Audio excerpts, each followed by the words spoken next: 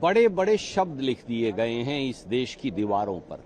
कर्तव्य पथ, सेवा तीर्थ, लोक कल्याण मार्ग।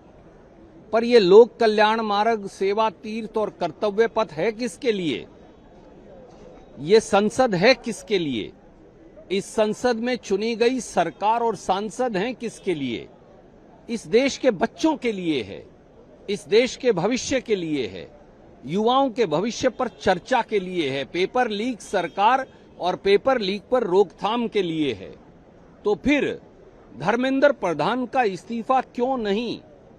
जिन बच्चों को आपने पैलेट गन से मारा, जिन युवाओं को आपने कील गड़ी लाठियों से मारा, जिन युवाओं को आपने अश्रु गैस और डंडों से मारा, जिन बेटियों को आपने दिल्ली पुलिस से थप्पड़ मरवाए, जिनके गुप्तांगों तक पर चोट पहुंचाई, क्या आपको वो दिखता नहीं है?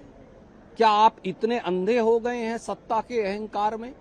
तो इसलिए इस्तीफा लीजिए धर्मेंद्र प्रधान का, माफी मांगिए देश के युवाओं से और फिर सदन में चर्चा भी करिए। इंटरेस्टिंग इज कि धर्मेंद्र प्रधान खुद कह रहे हैं कि राहुल गांधी वेपन्स की तरह यूज कर रहे हैं स्टूडेंट और स्टूडेंट के इमोशन को। देखिए, जब सत्ता का अहंकार नशे का ड्रग्स बनकर सर पर बोले तो फिर अशिक्षित शिक्षा मंत्री यही कहेंगे। सच्चाई ये है कि 12 साल से मोदी सरकार ने शिक्षा को तहस नहस कर दिया है।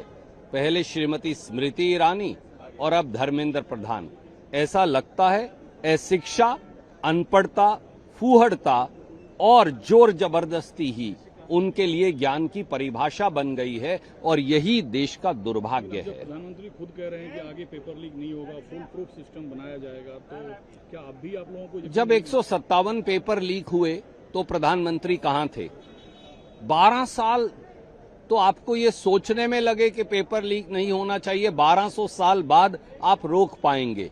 ये देश के युवा इतना इंतजार नहीं कर सकते।